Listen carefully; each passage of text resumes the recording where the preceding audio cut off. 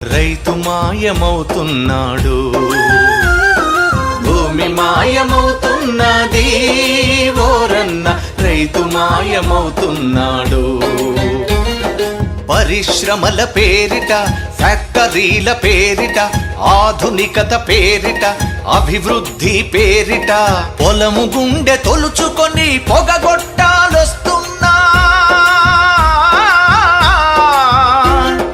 పంట చేల కంఠాలకు ఉరితాళ్లే పడుతున్నా. నేలని గంటువులోన గతకాలపు వైభవంల రైతు అనే పదమొకటి నిక్షిప్తం అవుతున్నది.